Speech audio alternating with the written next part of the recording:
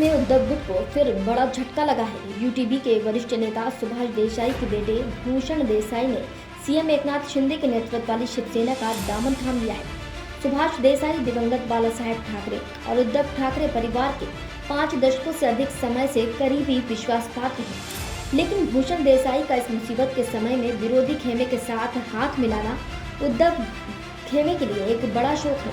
इसको लेकर राजनीतिक चर्चाएं भी शुरू हो गई हैं। राजनीतिक जानकारों का मानना है कि देसाई के जाने से उद्धव ठाकरे को कोई नुकसान नहीं होगा, लेकिन एक मनोवैज्ञानिक दबाव जरूर पड़ेगा।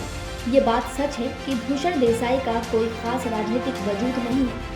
उन्हें किसी राजनीतिक गतिविधि में भी नोटिस नहीं किया गया है। ऐसे में वो उद्धव ठाकरे के लिए फिलहाल कोई बड़ा खतरा नहीं है। हालांकि इस बात की संभावना है कि शिंदे गुट आगामी चुनाव में उन्हें विधानसभा चुनाव में उतार सकता है।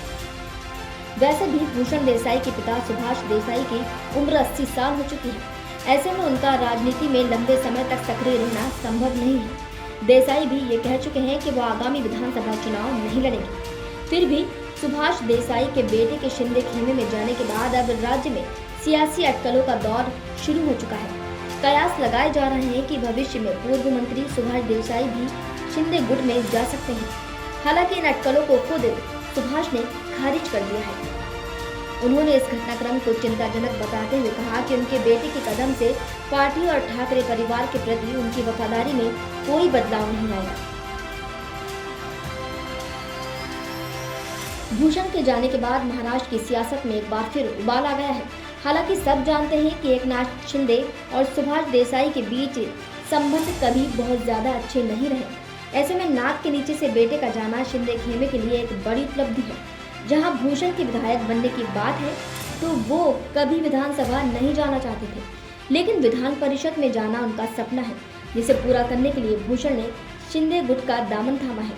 क्योंकि वो इस बात को जानते थे कि अब उद्धव ठाकरे के साथ रहकर विधान परिषद का रास्ता आसान नहीं है, इसलिए उन्होंने ये बड़ा फैसला लिया है। कहा यह भी जा रहा है कि ईडी की कार्रवाई से बचने के लिए भूषण देसाई ने ये कदम उठाया है।